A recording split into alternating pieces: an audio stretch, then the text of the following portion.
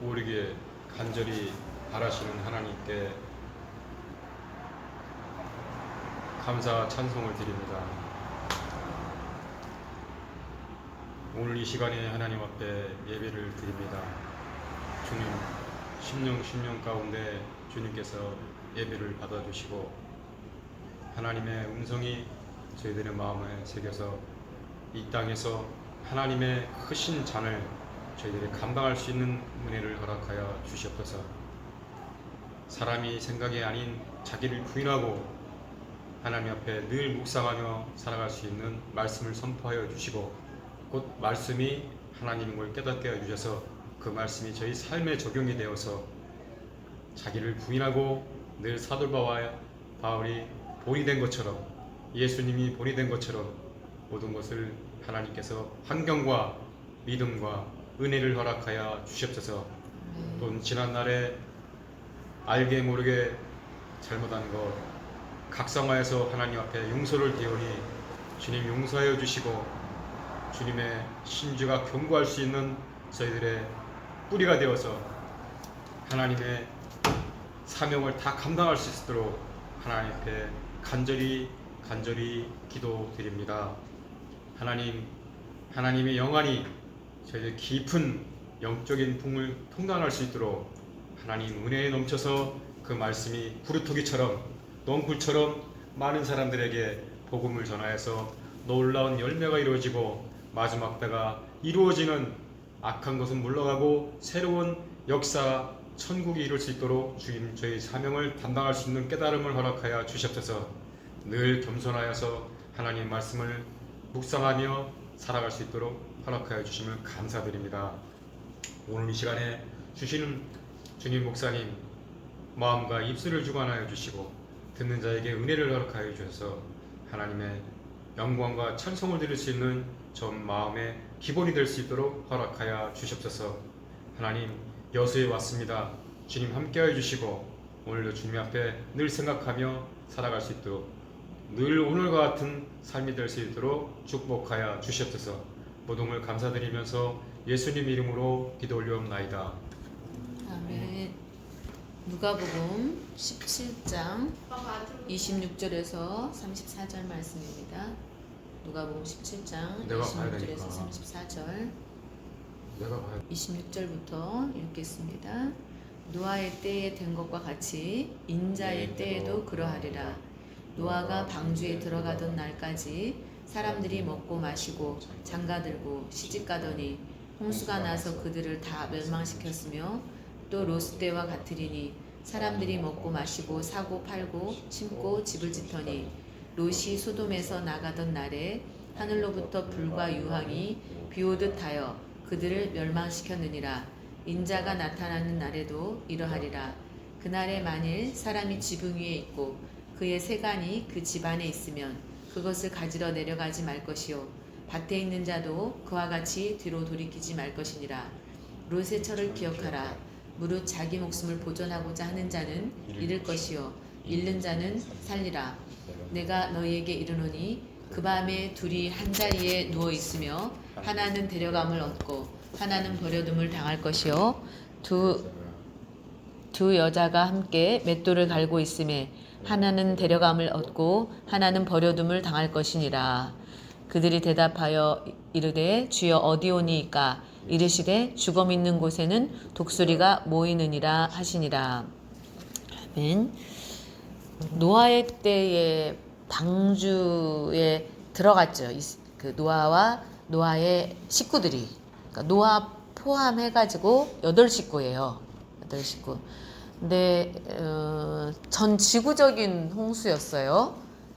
지구적인 심판이었어요. 근데 마지막 때도 전쟁이 있는데 전 세계적인 전쟁이라고 그랬죠.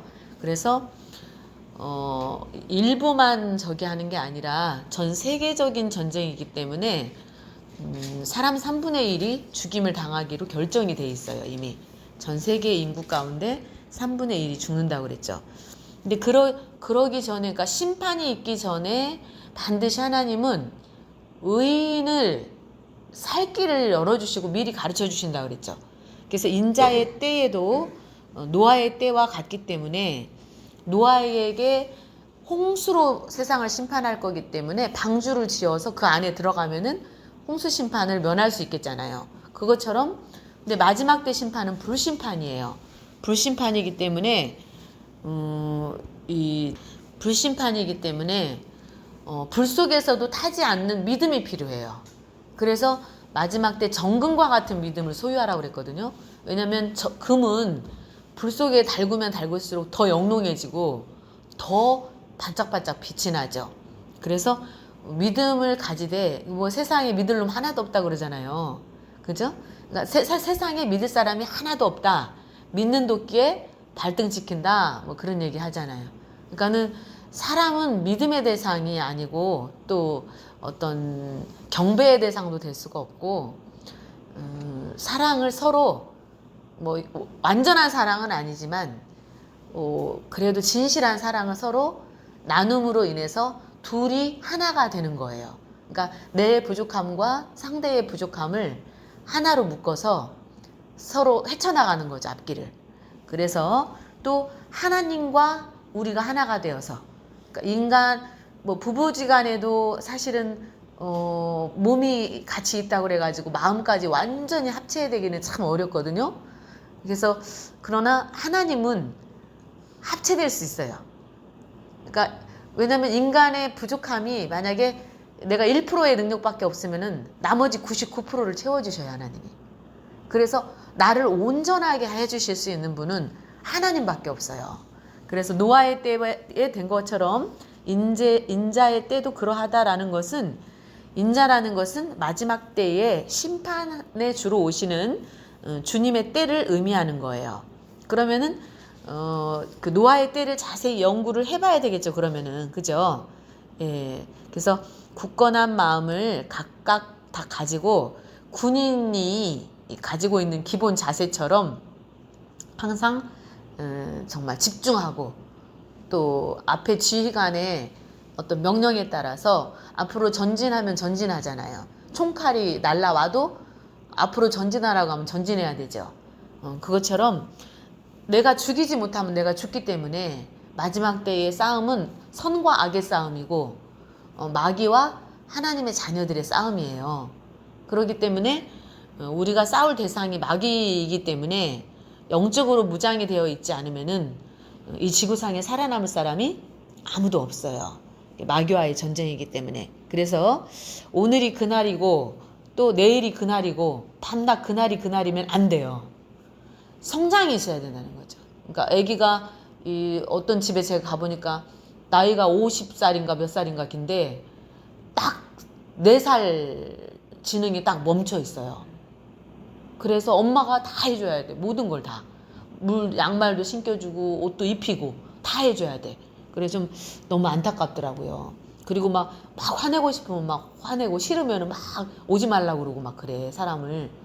그러니까는 참 안타까운 거죠. 그죠?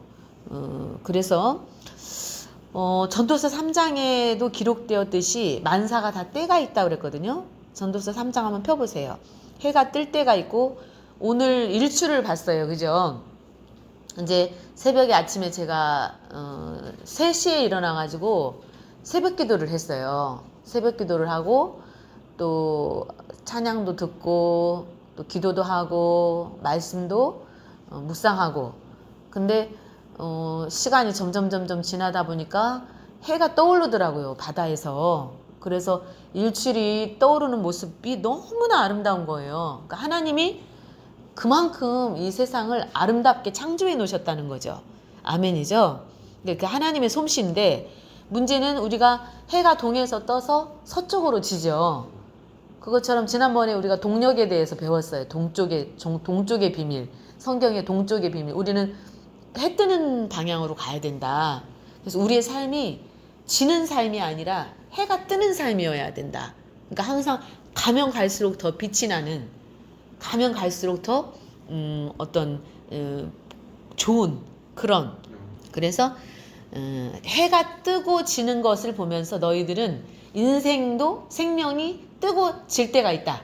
그러니까 인생이 시작도 있지만 반드시 끝이 있다라는 것을 태어날 때가 있고 죽을 때가 있다라는 것을 수도 없이 봤죠. 우리는 수도 없는 사람, 이순신 장군도 죽었고 박정희 대통령도 죽었고 많이 죽었잖아요, 사람들이. 그리고 또 새로 태어나고 사람들이. 그래서 이 시대에는 또 이 시대에 맞는 참된 일꾼, 또 위인들이 나와서 이 시대를 이끌어 가야 되겠죠. 근데 우리 청년들이 그 일을 감당을 하면 좋겠죠. 이왕이면은 악한 사람이 권력을 잡는 것보다는 선한 뜻을 가지고 있고 선한 생각을 가지고 있는 사람이 선한 영향력을 미칠 수 있는 사람이 재력도 가지면 좋고 또 권력도 가지면 좋은 거예요. 건강도 가지면 좋은 거예요. 힘도 가지면 좋은 거예요. 아멘이죠? 그래서 하나님께 그렇게 기도하세요. 하나님, 이 땅에 하나님이 나를 보내셨는데 정말 나는 무엇을 하고 가야 하나님 앞에 부끄럽지 않은 삶인지 또 내가 후회하지 않는 삶인지 아직은 잘 모릅니다. 그러나 하나님께서 나에게 재능을 주시고 능력을 주시고 또 비전을 주셔서 아름다운 꿈을 꾸게 하시고 그 꿈을 이루고 나도 행복하고 나도 사랑을 이루고 많은 사람에게 하나님의 큰 사랑을 입어서 또 하나님으로부터 오는 큰 행복을 얻어서 다른 사람들에게 사랑을 나눠주고 행복을 나눠줄 수 있는 그런 사람이 되게 해달라고 기도하셔요. 그럼 그대로 될 줄로 믿습니다. 아멘이죠? 열심히 성경 보세요. 그리고 이제 앞으로는 돈을 준다고 해도 1,000,000원을 준다고 해도 성경을 배울 수 있는 기회가 없어질 수 있어요. 갑자기. 그러니까 어느 날 갑자기. 그래서 그런 날이 오기 전에 아모스 8장 11절 한번 보세요. 9절부터. 주 여호와의 말씀이라 그날에 내가 해를 대낮에 지게 하여 백주의 땅을 캄캄케 하며 너희 절기를 애통으로 너희 모든 노래를 애곡으로 변하게 하며 모든 사람에게 붉은 배로 허리를 동이게 하며 모든 머리를 대머리가 되게 하며 독자의 죽음으로 말미암아 애통하듯 하게 하며 결국은 공고한 날과 같게 하리라. 여기서 보면은 그동안은 지금 뭐 크리스마스도 지내고 부활절도 지내고 그래요. 종교적인 행사로. 근데 이런 절기들이 이제 나중에는 지금은 기회가 있어요. 크리스마스 때 하나님 앞에 정말로 진실함으로 하나님 앞에 감사하고 경배하고 나를 위해서 이 땅에 나를 살려주시기 위해서 오신 그 사랑을 감사하면서 하나님을 기쁨으로 맞이할 수 있는 그 기회가 있지만 나중에는 이런 것들이 다 그러니까 어쩌면은 전 세계에 크리스마스 모르는 사람은 거의 없을 거예요. 뭐 저기 산속 아주 깊은 오지나 그런 데 사는 사람이면 몰라도 다 알죠. 크리스마스라는 거는 전 세계인들이 알고 있는 거니까. 근데 그런 기회라는 거죠, 그게. 크리스마스라는 절기, 그 다음에 예수님이 오신 것을 기점으로 해서 BC와 AD가 나누어져요. 주전 몇 년, 주후 몇 년. 세 개의 역사가 예수님이 오시는 그 기점을 통해서 주전, 주후로 나눠요. 그렇다는 것은 뭔가 주님의 탄생이 이 땅에 오심이 전 세계의 사람들에게 뭔가 생각할 수 있는 그리고 어떤 기점이 될 수 있다는 거죠. 근데 그것을 알지 못하고 그냥 흥청망청 크리스마스를 보내고 이렇게 사람들이 만든 날처럼 생각하면 안 된다는 거죠. 성탄절은 예수 그리스도가 탄생하신 날을 기념하는 날이잖아요. 그래서 애통으로 바뀌게 된다, 그게. 그리고 뭐 많은 노래들을 지어서 부르고 뭐 많은 사람들이 연극도 하고 뭐 막 즐기죠. 그림도 그리고 뭐 여행도 가고 그렇지만 그러한 즐거움이나 부어라 마셔라 하는 또 뭐 닭다리 뜯고 뭐 양다리 먹고 뭐 이런 것들이 다 헛된 것이고 애통으로 바뀌게 된다는 거죠. 이 마지막 때에는. 그래서 모든 사람에게 굵은 배라는 것은 굵은 배로 허리를 동인다는 것은 슬픔을 만났기 때문에 삼배옷이라고 생각하시면 돼요. 그래서 슬퍼서 그 슬픔을 견디기가 어려울 정도로. 왜냐면 장자, 독자의 죽음으로 말미암아 애통하듯. 그러니까 많은 사람들이 막 여기도 사람이 죽고 저기도 사람이 죽고 이 그 핵폭탄을 다 가지고 있다고 그랬잖아요. 전 세계를 날리고도 남을 만큼 넉넉하게 가지고 있어요. 모자라게 가지는 게 아니라 넉넉하게 핵폭탄을 갖고 있어요. 그렇기 때문에 누구 하나 미친 사람 하나 나타나면은 끝난다고 그랬잖아요. 여기서 터지고 저기서 터지고. 그래서 결국은 공고한 날과 같게 하리라. 또 11절 한번 읽어보세요. 승엽군 읽어보세요. 여호와의 말씀이니라 보라 날이 이를지라 내가 기근을 땅에 보내리니 양식이 없어 주림이 아니며 물이 없어 가람이 아니요 여호와의 말씀을 듣지 못한 기갈이라. 예, 하나님의 말씀을 듣지 못하는 기갈이 온다. 근데 하나님의 말씀을 듣지 못하는 기갈이 엄청 중요하다는 거죠. 그러니까 사람들한테 애통하는 날이 오는데 그 전에 말씀을 하나님의 어떤 축복의 말씀이에요. 이 양식, 영의 이 하나님의 말씀은 영의 양식인데 어떠한 환난 가운데에서도 우리가 힘 있는 사람이 내가 너 집 사줄게 그러면은 힘이 있고 능력이 있으면 사주겠죠. 그리고 아버지가 유언으로 남겨 변호사 딱 데려다가 놓고 큰 딸에게는 얼마, 작은 딸에게는 얼마, 뭐 큰 아들에게는 얼마. 제가 아침에 영상을 보니까 그동안 카톡으로 받은 영상을 이제 너무 고맙잖아요. 근데 카톡으로 받은 영상 가운데 제가 좀 의미 있게 생각했던 거는 저장을 시켜놨어요. 그래서 제가 그걸 다 유튜브에 다 올렸어요. 아침에 한 20개 정도 올린 것 같아요. 유튜브에다가. 그러니까 거기에 어떤 할아버지가 부자야. 근데 굉장히 재산을 많이 갖고 있는데 애들한테 자기가 재산을 얼마 갖고 있다는 얘기를 안 했어요. 갖고 공부는 잘 가르쳐놨어 다. 그래서 뭐 누구는 뭐 되고 누구는 뭐 되고 그 정도로 잘 가르쳐놓고 나름대로 자기가 이치에서 살 수 있는 그걸 만들어줬어. 근데 이제 문제는 그래서 그랬는데 애들을 다 모아가지고 뭐라고 그랬냐면은 아빠가 빚이 7억 원인가 얼마인가가 있다고 그런 거야. 그러니까 애들이 얼굴이 전부 다 새파래졌어. 그래가지고 그러니까 니네가 좀 빚을 좀 갚아줘야 되겠다. 아빠가 니네 돈 돼서 유학도 보내주고 공부도 많이 가르쳐서 니네가 다 훌륭한 사람들이 됐으니 나를 좀 내 빚을 좀 니네가 갚아야 되겠다. 그랬더니 제일 그렇게 잘 사는 저기가 아닌데도 딸인가가 누군가가 5천만 원을 내놓은대. 그러니까는 다른 애들은 2천만 원, 3천만 원 그런 식으로 낸다는 거예요. 근데 그때 이후로 아빠한테 전화도 안 하고 오지도 않고 그러는 거야. 그래가지고 이제 뭐 그 중에 한 사람이라도 뭐 저기 하잖아. 그래서 그 순내 그러니까 5천만 원 낸 사람은 곱하기 10을 해서 5억 원을 주고 그러니까 전부 곱하기 10을 해갖고 준 거야. 아빠 빚을 갚아준 만큼. 그래서 재산을 그렇게 해갖고 분배를 해줬대요. 그러니까 테스트를 하고 줬다는 거지. 그러니까 하나님도 그래요. 하나님도 우리에게 재능과 능력을 주실 때 절대로 그냥 주시지 않아요.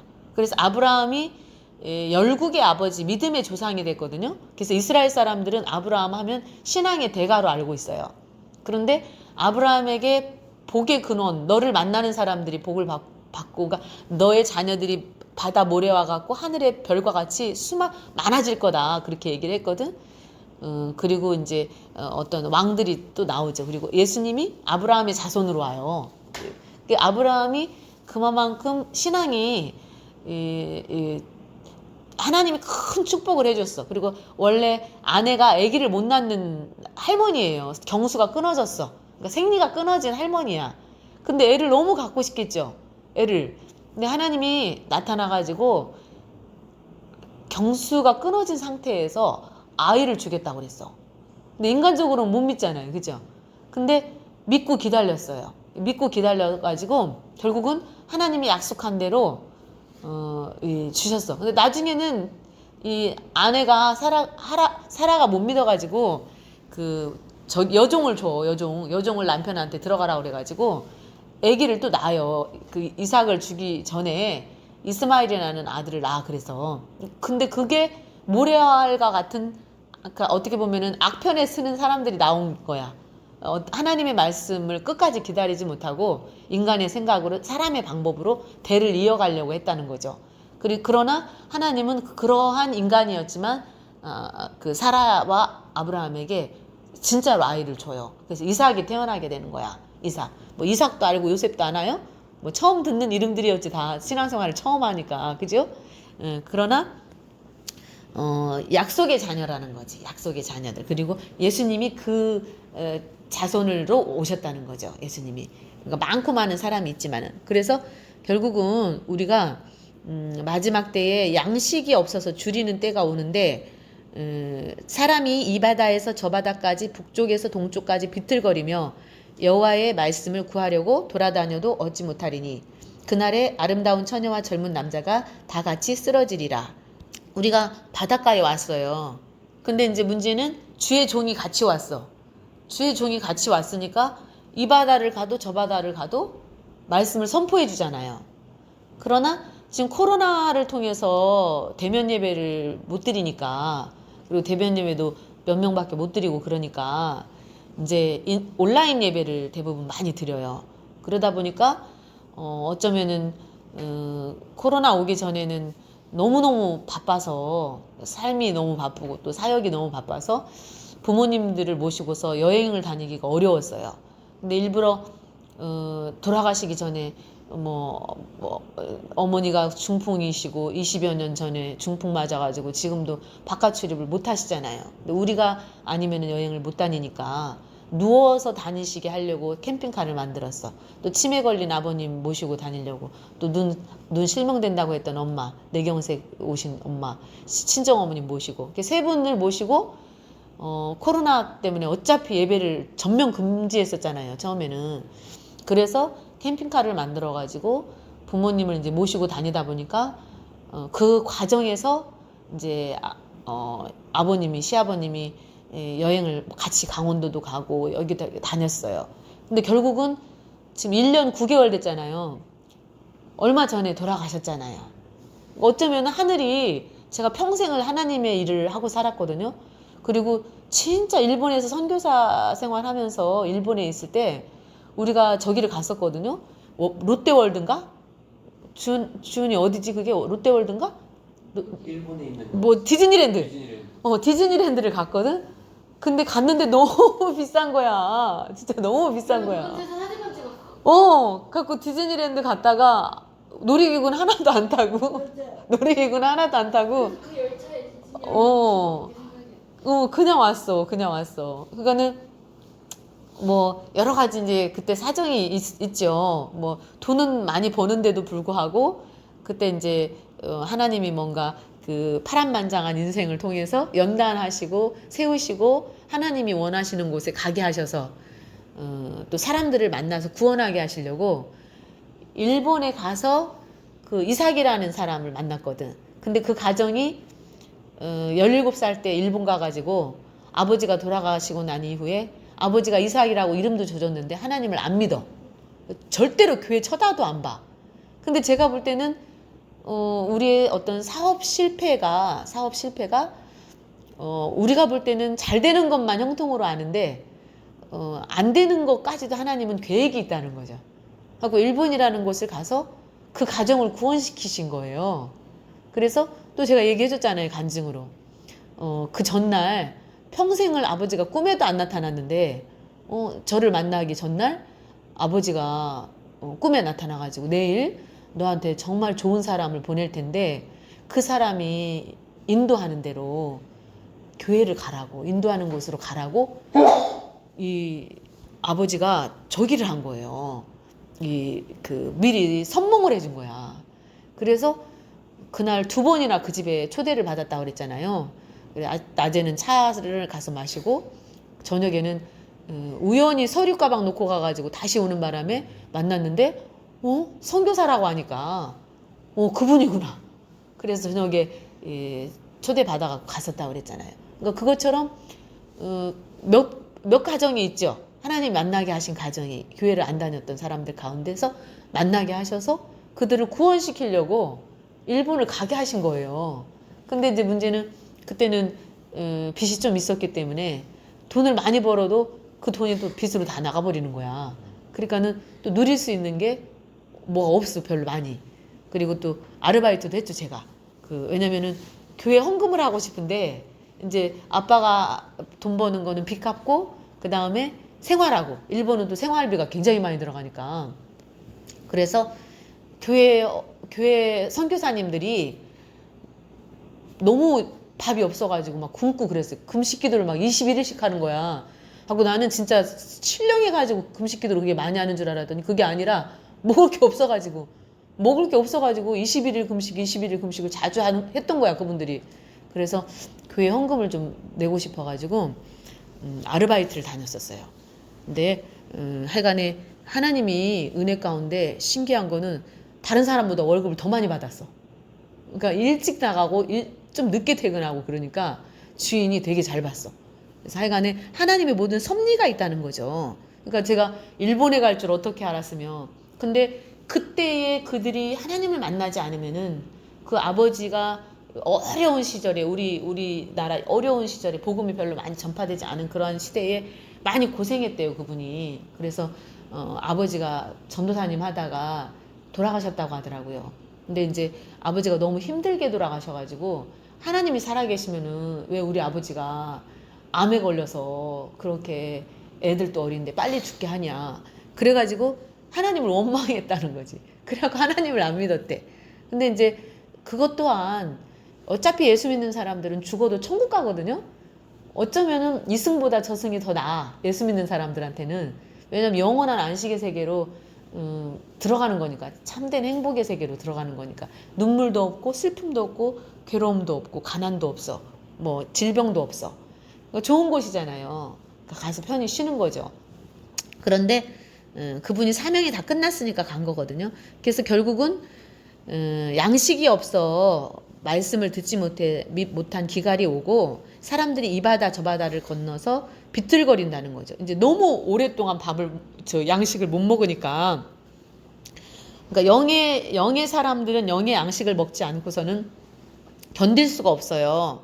그래서 그날에 아름다운 처녀와 젊은 남자가 다 같이 쓰러지리라. 그러니까 지금 우리 청년들이 얼마나 젊고 이뻐요. 막 한참 막 꽃피는 시기잖아요. 그러나 젊은 사람도 소용이 없을 정도로 굉장히 공고한 날이 오고, 특히 예수 믿는 사람들이 이제 마지막 때 세계의 통치자가 나타난다 그랬죠. 전 세계를 자기 발 아래에 꿇어 엎드리게 할 수 있는, 그러니까 전 세계의 정치 통합, 전 세계의 종교 통합, 그러니까 종교적으로도 통합을 하려고 하는 종교가 나와요. 그러면 이제 그 종교를 통해서 박해가 일어나겠죠. 그 다음에 정치적으로도 전 세계에서 전 세계를 지구촌으로 생각해가지고 전체를 권력으로 자기가 정권을 가지고서 자기를 신으로, 북한 공산당도 그렇잖아요. 그러니까 그 세계에서는 지금 그 김정은 그 부자, 김정은 부자가 신이에요. 신으로 섬겨요, 북한 사람들은. 그래서 아버지가 만약에 김정은 욕을 했어. 그러면은 당에다 고발해가지고 죽임 당하면은 잘했다고 그래요. 상을 줘요, 나라에서. 그러니까 그 정도로 아주 철저하게 신격화해서 섬기게 하죠. 그런데 그런 것처럼 마지막 때의 세계에 그런 종교의 통합과, 그래 자기의 종교를 위해서 거기에 순응하지 않는 사람들, 그 다음에 정치적으로 순응하지 않는 사람들. 우리나라 사람들이 독립을 하려고 했던 이유가 뭐예요? 일제시대 때. 왜냐면 그 일제시대에 행복했으면은 독립하려고 하지 않겠죠. 만약에 우리나라 사람들이 정치하는 것보다 더 국민을 더 편안하게 해주고 그러면 안 그러겠죠. 그러나 그게 아니라 우리나라 말도 못 쓰게 하고 우리나라 젊은 여자들을 데려다가 저기로 위안부로 쓰고, 그 다음에 젊은 총각들을 다 데려다가 총알바지로 다 썼거든요. 그러니까 너무나 그리고 벼나 그런 것들을 곡식을 거두면은 일은 주고 9는 가져가는 거예요. 그러니까는 10개 중에서 한 개만 주고 9개를 가져가 버리는 거야. 그러니까는 굶어 죽지 않을 만큼만 주는 거예요. 굶어 죽지 않을 만큼만. 그러니까 모든 토지를 몰수하고 모든 재산을 다 몰수하고 맨날 인민제 거기 공산당이지. 거기에 순응하지 않으면, 일제에 거기에 순응하지 않으면은 굉장히 고통을 겪게 만들었죠. 그러니까 그러기 때문에 자유를 갈망했던 거죠. 우리가 자유대한민국이 좋다는 거지. 그러나 다른 나라의 억압 가운데 저기 하면은 우리를 위한 정치가 아니라 자기 자신들을 위한, 우리는 속국에 불과하고 노예에 불과한 거죠. 그러기 때문에 독립을 하려고 했던 거잖아요. 그것처럼 어떤 자주 독립이 안 되면은, 자립이 안 되면은 우리 이제 뭐 TV나 그런 데서도 우리가 뭐 기업이나 그런 거 드라마를 해가지고 뭐 상속자들 뭐 그런 거 나오잖아. 근데 젊은 총각이야. 근데 아버지 같은 분이야. 근데 젊은 총각이 사장이야. 그러면은 아버지 같은 분이 내대해야 돼요. 그리고 어떤 때는 인격적으로 이 성숙한 사람 같으면 모르지만 반말 써버려요. 당신 일을 그따위로 하냐고. 막 당신 때려치고 싶어? 뭐 당신 잘리고 싶어? 막 그렇게 해요. 그렇죠?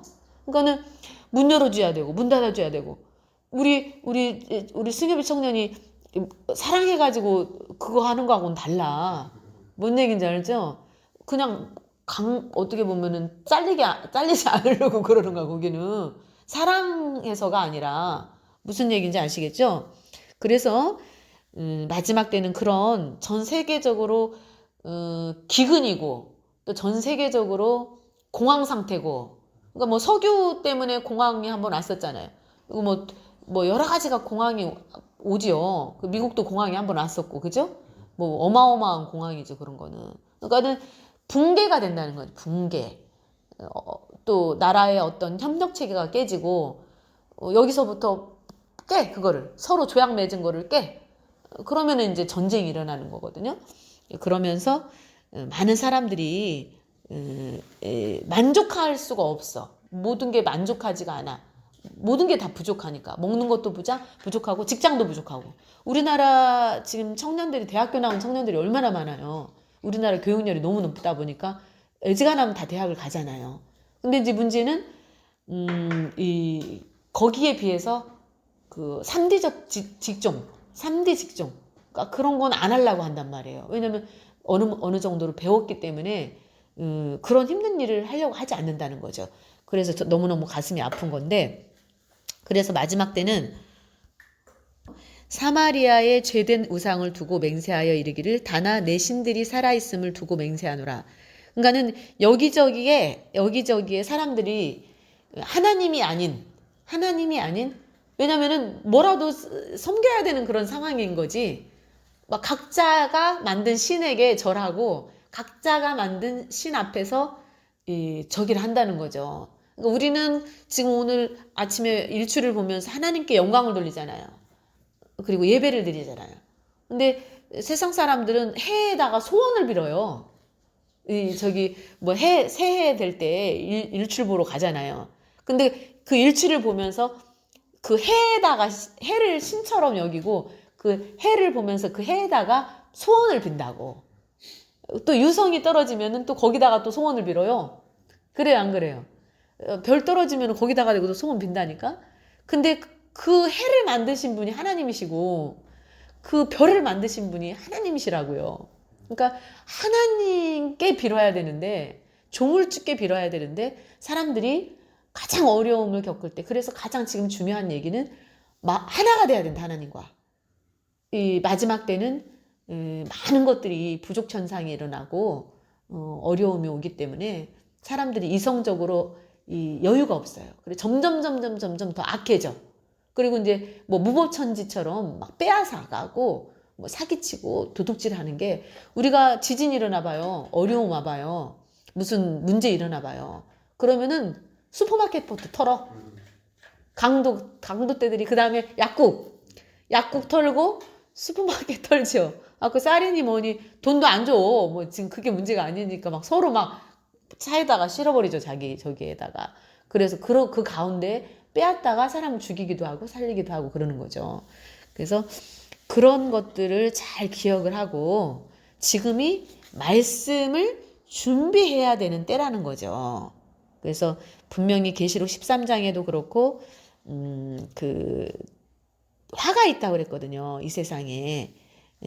계시록 13장 한번 보세요. 계시록 13장 10절 18절. 사로잡힐 자는 사로잡혀 갈 것이요 칼에 죽을 자는 마땅히 칼에 죽을 것이니 성도들의 인내한 믿음이 여기 있느니라. 내가 봄에 또 다른 짐승이 땅에서 올라오니 어린 양같이 두 뿔이 있고 용처럼 말을 하더라. 그가 먼저 나온 짐승의 모든 권세를 그 앞에서 행하고 땅과 땅에 사는 자들을 처음 짐승에게 경배하니 곧 죽게 되었던 상처가 나은 자니라.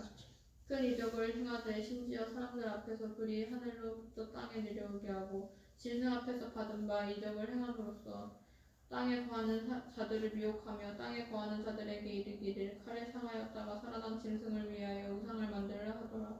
그가 권세를 받아 그 짐승의 우상에게 생기를 주어 그 짐승의 우상으로 말하게 하고 또 짐승의 우상에게 경배하지 아니하는 자는 몇이든지 다 죽이게 하더라.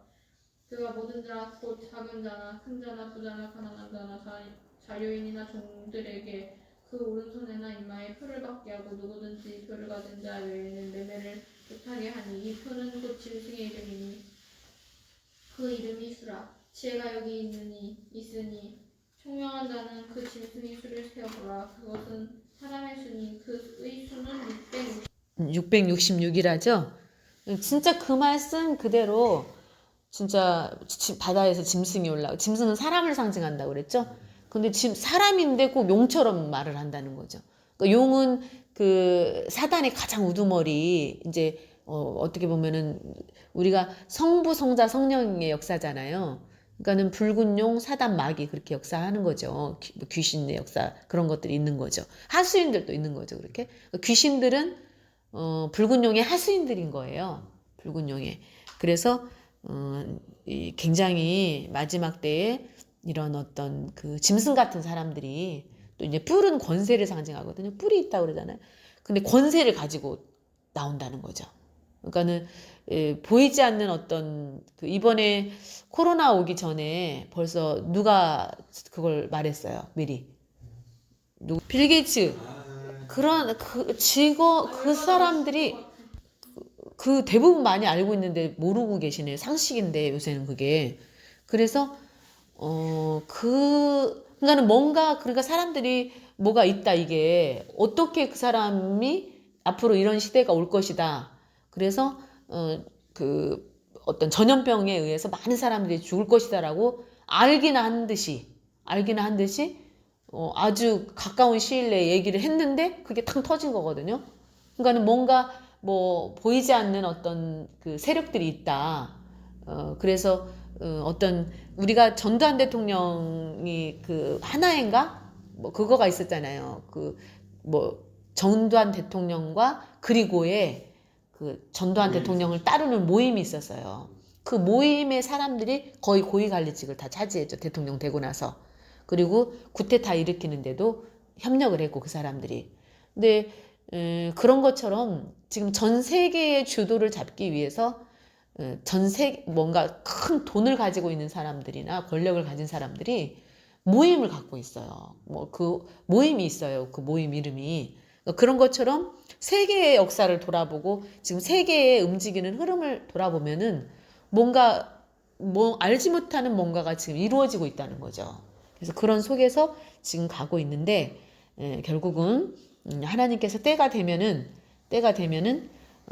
이 세상을 심판할 수밖에 없기 때문에 기근의 날이 오기 전에 예비하고 준비하고 있는 것이 맞다는 거죠. 그죠?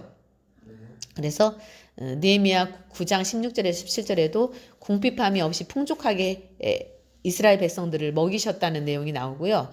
시편 37편 19절에도 저희는 환난 때에 부끄럽지 아니하며 기근의 날에도 풍족하려니와 라는 말씀이 있어요. 그러니까는 이 시편 37편 19절의 말씀이 저와 여러분에게 주어지는 약속의 말씀이어야 돼요. 시편 37편 19절 저희는 환난 때에 부끄럽지 아니하고 그러니까 준비가 된 사람들은 부끄러움을 당하지 않겠죠. 그죠?